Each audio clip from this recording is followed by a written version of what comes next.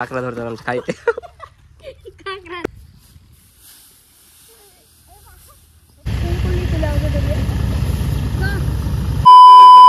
তো hey guys, good morning, welcome back to my another blog. তো আমি এখন আছি বর্তমানে আমার মামার বাড়িতে, আর এখন এসেছি এখানে মুখ ধুতে। সকালবেলা বিরাজ করতে এসেছি। এই যে এখানে এটা মাদারি আছে, লাইক করে দিলো তো, লাইকস কমেন্টস আর কি বলে শেয়ার। করে দিবেন। তো মানে এখানে বাড়িতে হ্যান্ড পাম্প হয় না, মানে গ্রামে একটা করে বসানো থাকে, ওখানে এসে মুখ ধুতে হয়। তো মুখ ধুতে হয় এবং বাড়ির জন্য জল নিয়ে যেতে হয় রান্না করার জন্য। তো চলো এখন মুখটা ধুয়ে নি।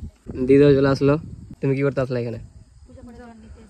কি করবো তুমি? জল পুজো করব, পুজো করার জন্য এখান থেকে জলে যেতে হয়। হ্যাঁ গঙ্গা জলে যে পুজো হয়। গঙ্গা জল দিল, থাল বাসন ধোয়া, মুখ ধোয়া, অনেকগুলা কাজ করতে হয়। ও ঠিক আছে, ভালো ভালো।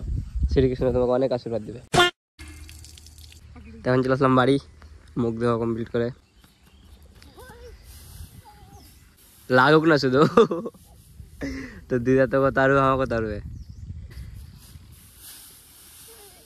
বকবে। চলাই তো দিদা বকবে রে। কিসের তেল এগুলো? কেরোসিনের? দেখে তো সরষের তেলের মতো লাগছে। কত করে এগুলো তেল? লজ্জা করছে দাদু।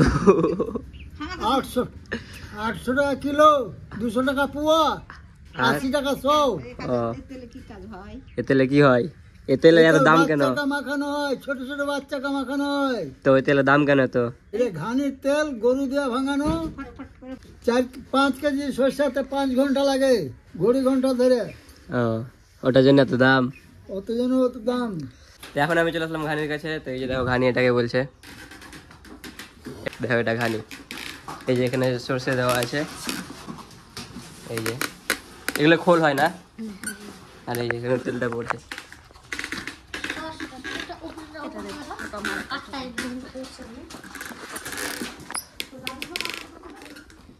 তো বেসিক্যালি এটাকে বলে ঘানি। তো এটাতে 5 কিলো সরষা ভাঙাতে কতক্ষণ লাগে? 5 ঘন্টা। 5 ঘন্টা, হ্যাঁ। আর মেশিনে মনে হয় 30 মিনিটও লাগে না বোধ হয়। আর এখানে 5 ঘন্টা ভাবতে পারছো, মানে ভোরে 3টার দিকে না, 3টার দিকে জোড়া হয় এবং 8টা 9টা এরকম টাইমে এটা বন্ধ হয়। মানে এখন এটা চলবেই। গরুটা সকাল ভোর 3টা 4টা থেকে চলতেই আছে, ওভাবে হাঁটতেই আছে। তো এখন আমার দিদিন পুজো করছে, দেখো তোমরা সবাই।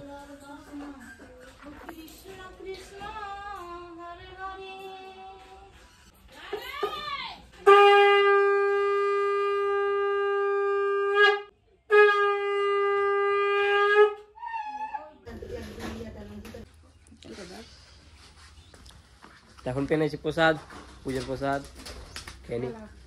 আর মা এখানে রান্না করছে। কি রান্না করছো? তখন লিকার চা পেনেছি গ্লাসে করে, 2টো বিস্কুটও দিয়েছে, তাতে তো খাওয়া যাক। তো গাইজ এখন আমরা যাচ্ছি আমাদের জমিতে, মানে ধানের জমিতে। তো ওখানে ধান কাটা আছে, দেখবো ধানগুলো কাটে ফেলে রেখেছে। মানে এখন তো কাটার পর এখন উঠাবে না, পৌষ মাসে উঠায় না, পৌষ মাসে উঠাবে, মানে 1 মাস পর ধান উঠাবে। কারণ এখন শুকোতে দেওয়া আছে, ধান কাটার পর শুকোতে দিতে হয় জমিতেই। দেখো পৌঁছলো এখন, চারিদিকে দেখো একবার, যতদূর চোখ যাচ্ছে শুধু ধানের জমি। তখন পৌঁছে গেলাম আমাদের ধানের জমিতে। দেখো কেটে ফেলে রাখাতে ধান যতগুলো কেটে ফেলে আছে সব আমাদেরই। কি ওটা? ধান শীষ। দেখো কতগুলো ধান কেটে ফেলে রাখা আছে। এখন উঠাবে না এগুলো, পৌষ মাসে, মানে 1 মাস শুকোতে দিতে হয়। এর থেকে ভালো আরো লাগবে যখন মানে সরষে কখন লাগায়। হ্যাঁ, সরষে লাগাবে তখন আরো ভালো লাগবে, মানে চারদিকটা পুরো হলুদ হতে হবে। মানে এখনো হলুদই হয়েছে, কিন্তু এখন একটু হলুদ, কম হলুদ হয়েছে। কিন্তু যখন সরষে লাগাবে আর যখন ফুল ফুটবে কিনা, এই চারদিকটা একদম পুরো একদম মানে হলুদ হয়ে থাকবে। আসবো সরষের টাইমে একবার আসবো ঘুরতে, তখন তোমাদেরকে তখন দেখাবো। তো এখন আমরা ধানের জমি মাঝখান দিয়ে হেঁটে বাড়ি যাচ্ছি, মানে ওই দিকটাই আছে বাড়ি। এখন ধানের জমি মাঝখান দিয়ে হেঁটে হেঁটে যাচ্ছি, পড়লাম। ভালোই লাগছে ধানের জমির মাঝখান দিয়ে হেঁটে যেতে। তো গাইজ দেখো এখন আমরা বসে আছি একটা জায়গায়, বসে বসে টাইম পাস করছি। কী করবো, অনেক টাইম আমাদের কাছে টাইম পাস করার জন্য। আর জিত কিনে আসলো, দেখো দেখো কিনে আনলো ফুল। কোথা পেলি? কোন ফুল এগুলো? ভ্যাট ফুল বলা হয় এগুলো। ভ্যাট ফুল পদ্ম ফুলের মতনই জলে হয়, ভ্যাট ফুল, এটাকে ভ্যাট ফুল বলে। এর ফলও হয় না একটা, একটা ফলও হয় এর সাথে। তো চলো এখন যাওয়া যাক বাড়ি। আর বসে থেকে কী করবো, এখানে কিছু দেখতে পাই না, চারিদিকে ধানের জমি। বাড়ি যাই এখন, রাস্তার ধারে বসে আছি অবশ্য এখন। একটা রেলগেট আছে এই যে, যেখানে সকালবেলা মুখ ধুতে এসেছিলাম ওখানে বসে আছি।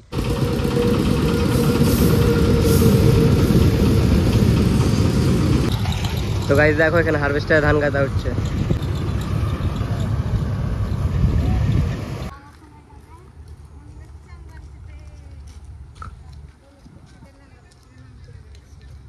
তো গাইস দেখো এখানে হারভেস্টারে কাটা ধানগুলোকে শুকোতে দিচ্ছে কিভাবে, মানে এগুলো জমিতে শুকাতে দেয়নি, মানে এক্সট্রা ভাবে শুকোতে দিচ্ছে এখানে। রোদের মধ্যে মানুষগুলো কত কষ্ট করছে। তো গাইস এখন আমরা হাঁটতে হাঁটতে যাচ্ছি খাড়িতে তিনজন মিলে। দেখো জিৎ আছে আর এটা আমার মামার ছেলে গোলু, চোখ দুটো দেখো একদম মুন্না হ্যাঁ মুন্না ঘুগনু বাবু। তো যাচ্ছে এখন তিনজন মিলে। আর ওয়েদারটা দেখো পিছনের মাস্ত একদম, স্কাইটা দেখ ক্যামেরা দেখায় থামো। দেখো সেই মনে হয় না যে ঠান্ডার দিন বর্ষাকালে যেরকম হয় না আকাশে বাদল থাকে যে ওইরকম সেম টু সেম। আর এদিকে এগুলো ধান কাটবে না কেমন কি হয়নি ওগুলো, ওগুলো কেমন ধান আছে এবার, বাকি সবগুলো তো ফের কেটে দিয়েছে দেখ। ধান মানে জলে ডুবে ডুবে না পচে গেছিল ধানটা, নতুন গেছে। ও না ওই গাছ থেকে আবার গাছ হচ্ছে। हम सही पकड़ते हैं। ওই যে দেখো নদী ব্রিজ হচ্ছে অবশ্য এখানে, চলো যাওয়া যাক ওখানে। তো গাছ চলে আসলাম এখন খাড়ির ধারে, খাড়ি তো বলে না নদী, খাড়ির ধারে চলে আসলাম। দেখো এই যে ব্রিজ হচ্ছে এখানে, মানে এটা ব্রিজটা নতুন করছে, আগে বাসের ব্রিজ ছিল এটা দিয়ে, মানে রাস্তা তাহলে ঘোরানো হবে ওটা দিয়ে না, ব্রিজ সোজা করছে রাস্তা ঘোরানো হবে। আর এখানে একটা গরুকে চান করানো হচ্ছে ইসে খাড়িতে। দেখো কাঁকড়া দেখতে পেয়ে না, যেমন কাঁকড়া ধরতে পারলাম খাড়িতে। তো prank हो गया आपके। আবার পড়লো চলো চলে গেছে মানে কাঁকড়া ধরতে এলো, কাঁকড়া তো পেলো না, কিন্তু নাম থেকে পড়ে গেল।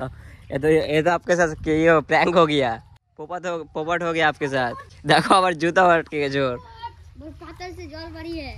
তো কেমন লাগলো আবার বললো।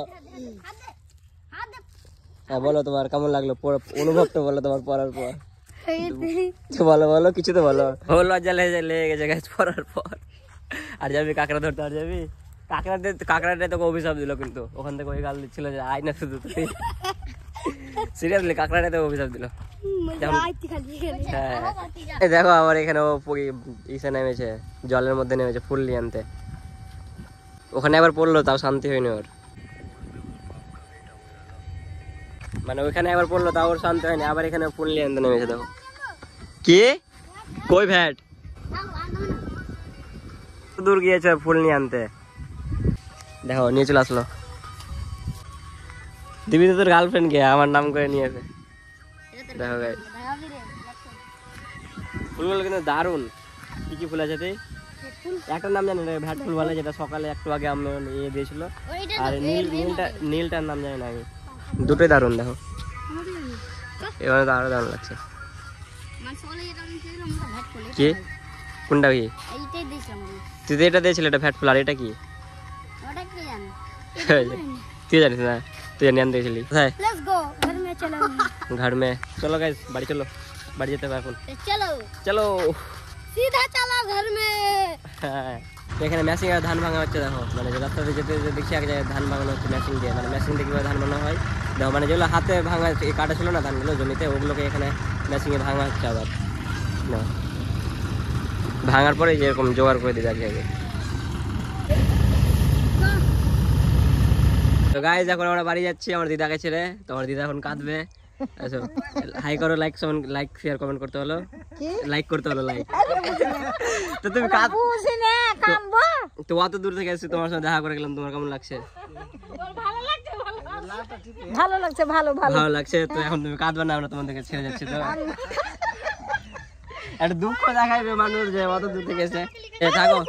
থাকো চললাম, টাটা টাটা টাটা টাটা।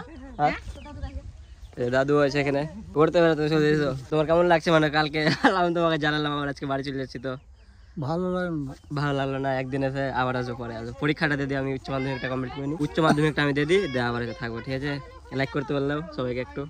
থাকো চললাম, ঠিক আছে চলো যাওয়া যাক। আচ্ছা ঠিক আছে, বাড়ি পৌঁছে ফোন করবো।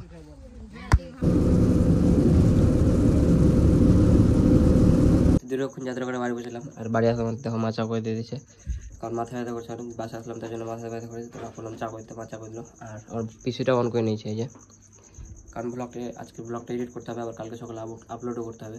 তো আমার এই ব্লগটা আজ এখানে শেষ করছি। যদি ব্লগটা একটু ভালো লাগে তো প্লিজ লাইক করে দিও, এবং চ্যানেল নতুন হয়তো প্লিজ সাবস্ক্রাইব করে দিও। দেখা হবে আবার কোনো একটা ব্লগে, ততক্ষণ টাটা, বাই বাই।